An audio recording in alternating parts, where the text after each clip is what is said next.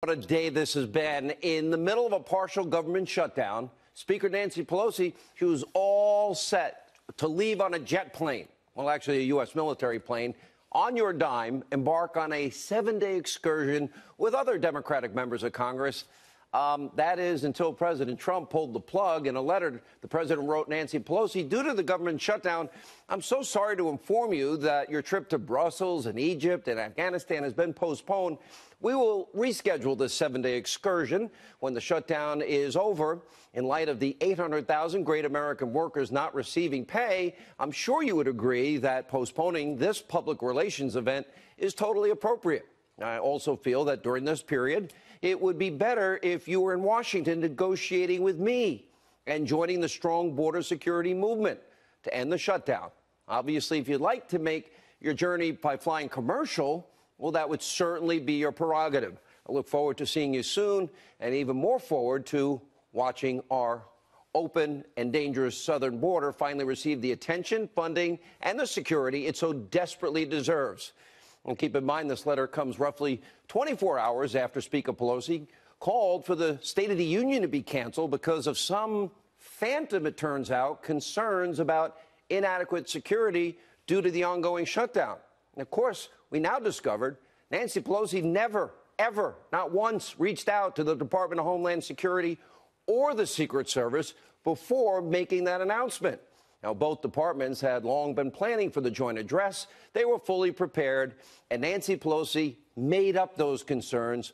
Why? Obviously, a political ploy, political gain, and a political show, rather than actually negotiating a real border security deal and an opening of the government. Now, she was just perfectly happy to take a government-funded plane and a government-funded intercontinental trip instead of just staying in Washington, D.C. and actually doing her job. Now, keep in mind her 7-day absence from Washington.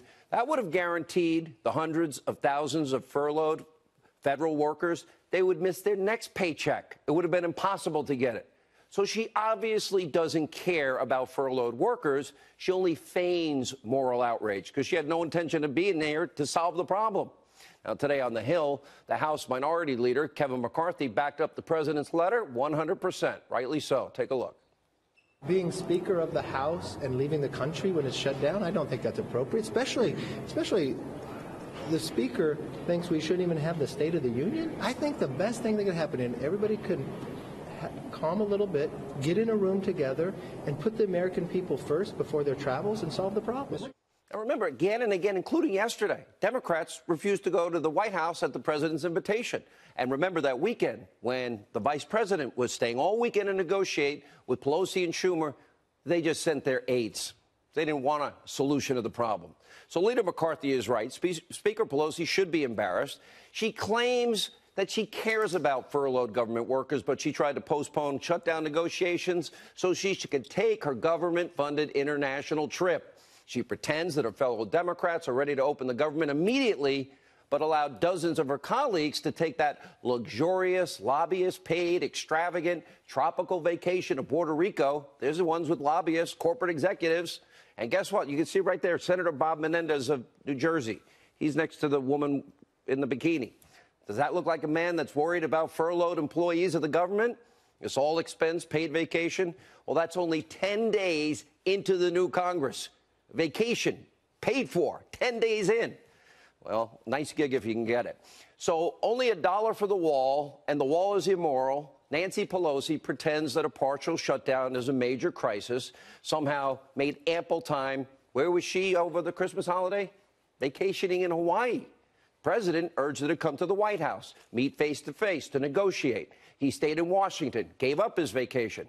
She obviously doesn't care about the furloughed workers, and she obviously doesn't care about reopening the government. And what's worse, she doesn't care about the root cause of the shutdown, which is border security. This is literally, for many Americans, life and death. When angel moms and dads, families, yesterday, those that lost loved ones at the hands of illegal immigrants, went to her office to visit with Speaker Pelosi. She was in the office. She refused to come out and even meet them yesterday.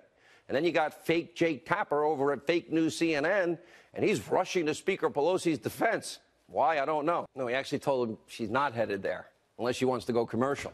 So Nancy Pelosi, she's obviously playing politics with the safety, the security of all Americans, all because she just hates Donald Trump. Remember, Democrats sounded like Donald Trump 4 years ago. So, yeah, it might be pretty easy to make this up on fake news CNN and their friends in the Democratic Party to call border security. They all use the same phrase, manufactured crisis. Really? Manufactured? Tell that to the face of angel moms and dads that were on this program on Friday, all of whom lost their kids because of illegal immigration and sanctuary policies. You know, the facts paint a very different picture. Now, over the past 2 years, approximately 4,000 criminal aliens have been arrested for homicide, 30,000 for sex crimes, over 100,000 for violent assaults. In just 2018 alone, 17,000 individuals with criminal records were apprehended trying to cross the border. We also saw a 122% increase in fentanyl being smuggled across our southern border. Americans are dying every day from overdoses, at least 300. Now, over the last few weeks, over 20,000 children were smuggled or trafficked into the United States. And as you can see, for so many, this is literally life and death. Angel moms, you know what? They're never going to see their kids again. That's permanent separation. Remember the Democrats? They seem to care about the issue of child separation, but only when they could politically bludgeon President Trump, who, in the end, fixed that problem, one that he inherited from their beloved Barack Obama. They never criticized him. Now, some victims will never recover, but this doesn't impact Democrats who are safe and secure on Capitol Hill, living it up, or taking junkets to Puerto Rico. That's why many of them have no problem calling border walls, they're actually saying walls that protect both sides, immoral. So I guess it's easy to play politics when you're not impacted, you're not affected. It hasn't been your family. And that's probably why Nancy Pelosi's district has now become covered. Look at this. We sent our cameras from the Hannity Show over to Nancy Pelosi's district. We showed you last night human feces, needles, while she's up there in Washington, D.C., raising money, playing politics without tackling any real, serious, important issues. This is what her district looks like. Take a look. When you have needles and blood-stained clothing in the streets, that can't be safe for anyone. I do see like a lot of needles and then, you know, feces everywhere. And then that's obviously about drugs and stuff like that. Kind of makes it a drab when you walk around, you see needles and close to a playground and just feces everywhere. I mean, the smell of it all. It's kind of... You definitely have to look on the ground when you're walking. And it's definitely an uptick because I've lived in this city more than 30 years, and this is probably the worst I've seen it. Pelosi's district, liberal utopia, pretty despicable. Now, given that Nancy Pelosi's massive net worth, her and her husband, it's over $30 million. That's her district. Well, she could take some of that money, build a homeless shelter in her district so that homeless people maybe can get a bite to eat, maybe sleep, take a shower, use bathroom facilities. Why not fix the problem in her district? Oh, that's right. Liberals are only generous with other people's money. Forgot that. She's too busy hating Donald Trump. She's too busy calling walls to protect this country from 90% of the heroin that comes in through our southern border. She's calling the walls immoral. But tonight, we're seeing some fractures now forming in the Democratic Party, including Pelosi's second in command. That's Majority Leader Steny Hoyer. Watch this. We've supported substantial restraints. We've supported fencing. We've supported other technologies. My own view is this is not an issue of morality. A wall is immoral if it tries to imprison people who shouldn't be imprisoned. Okay. A wall that protects people is not immoral. I think the issue is whether it works. It's actually good to see a rare moment of common sense from a member of the Democratic Party, but sadly, this is an anomaly. This is pretty unusual. This party has now been hijacked by the most radical individuals, including devout socialists and bigoted anti-Semites and lawmakers who want to dismantle, literally, the U.S. Constitution. It's beginning to be a pretty scary picture. And yesterday, we saw publicity-seeker, far-left freshman Congresswoman Alexandria Ocasio-Cortez filming herself storming into the Senate Majority Leader Mitch McConnell's office. She's demanding that he reopen the government. Watch this.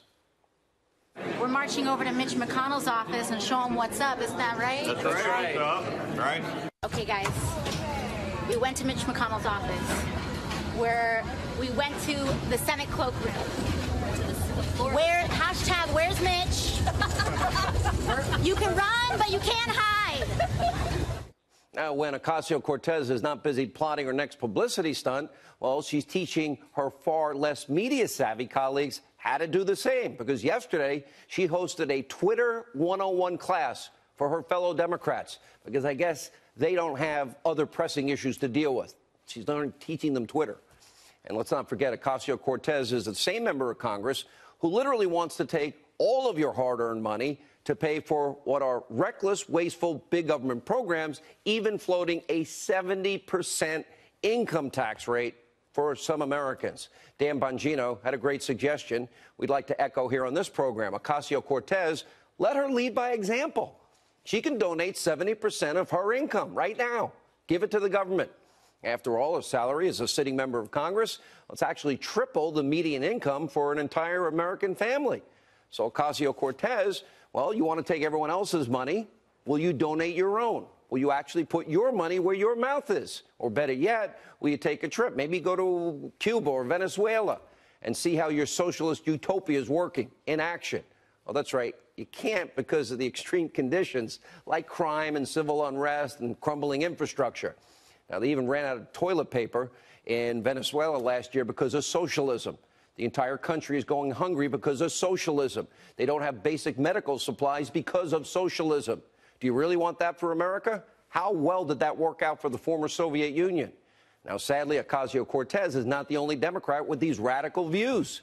It's actually getting much worse. For example, many Democrats, including presidential contender Kirsten Gillibrand, get this, actively participating side by side with a well-known anti-Semite by the name of Linda Sarsour.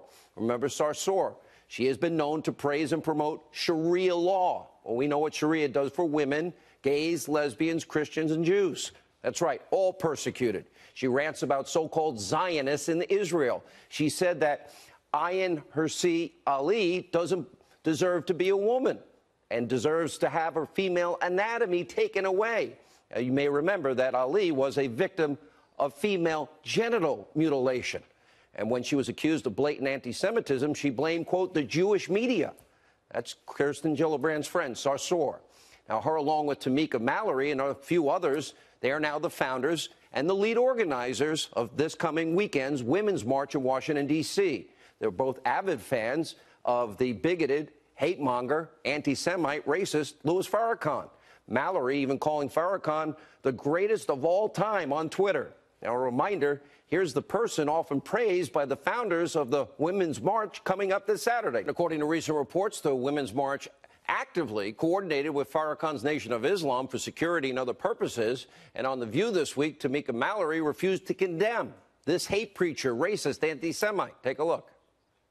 The Women's March unequivocally condemns anti-Semitism, bigotry. You condemn Farrakhan's remarks about Jewish people. Yes, and we have repeatedly in statement after statement this year, which are available directly on our website for anyone to read. I don't speak for Jewish people, but I think I'm just confused. These remarks are, I mean, it goes on death to Israel over and over again. We did not make those remarks. We did not make those. You can't but you're associating with a man who does publicly. What I will say to you is that I don't agree with many of Minister Farrakhan's statements. Specifically about Jewish people. As I said, I don't agree with many of Minister Farrakhan's statements. Do you condemn them? I don't agree with these statements. At the end of the day... You won't condemn it. Organizers of the Women's March. And until recently, the DNC was sponsoring this march coming up Saturday. They knew it was run by bigoted anti-Semites, but only now that it's out in the open, the DNC has canceled their partnership. But laughably, they won't acknowledge the reason for the cancellation. Now, believe it or not, Democrats have a long history with Farrakhan. In fact, remember, not that long ago, President Bill Clinton recently appearing right there on stage with Farrakhan. Obama was pictured hanging out with this hate preacher just prior to his time as president. By the way, they hid this picture from you, the American people, for 8 years. And sadly, the Democrats' close relationship with anti-Semitism, well, it doesn't stop there. Yeah, freshman Congresswoman Omar is also a known anti-Semite, once called Israel an apartheid state, and that's just the tip of the iceberg. New, radical, extreme, Democratic Socialist Party in America. Pelosi, Chuck Schumer, are you proud to call this anti-Semitic Democrat colleague of yours? And when Congresswoman Omar is not trashing Israel, so he's attacking Republican Senator Lindsey Graham because of his support for President Trump. Without any evidence, she tweeted, quote, "They got to him. He's compromised." And on CNN, she had a hard time explaining her disgusting allegations. Well, is Nancy Pelosi happy with this radical party of hers and these conspiracy theories? This party is now a disaster. America better wake up, because Democrats do not have your best interests in mind. And now we turn out to our Hannity Watch on our deep state tonight. We reported last night John Solomon and the Justice Department official Bruce Orr admitting in congressional testimony that he warned the FBI brass and DOJ brass that that dirty Trump dossier was, in fact, political opposition bought and paid for by Hillary Clinton and the DNC, and that the document was likely tainted with an anti-Trump bias because Christopher Steele had a personal animus towards Donald Trump. But it was still submitted months later to the FISA court as the bulk of information, despite never being verified or corroborated. So what does that mean? Our own Greg Jarrett explains it in a new column tonight. It means that Mueller's prosecutors knew that the Russian lies in the dossier was the product of bias, deception, and Greg will join us later in the program. We'll talk more about it. Also means that James Comey, Sally Yates, Rod Rosenstein, and all the others, well, they appear to have made a conscious decision to make materially false statements and lie and commit a fraud on the FISA court. This must be investigated and handled. The rule of law must prevail. And actively concealing pertinent information and failing to disclose to those judges that any of this in the FISA application on Carter Page. They presented it as full and truthful, and they knew the exact opposite. They abused the FISA warrant process. That is a violation of America's constitutional rights, and it undermines a duly elected president. Now, remember, James Comey told the president the document was unverified and salacious. Well, that was in January of 2017. He signed off on it as accurate in October of 2016. And William Barr, once you're confirmed as the Attorney General, you must do your job. You must investigate this. End this two-tier justice system. Just moments ago, the White House announcing that its delegation that was set to be led by Treasury Secretary Steven Mnuchin will no longer attend the World Economic Summit in Davos, Switzerland, saying out of a consideration for the 800,000 great American workers not receiving pay and to ensure his team can assist as needed, President Trump has canceled his delegation's trip to the World Economic Forum in Davos, Switzerland. That's from Sarah Sanders just a few moments ago. This, of course, after the president canceled the military aircraft for the Speaker of the House and Democratic Congress and lawmakers to head overseas to a number of different stops.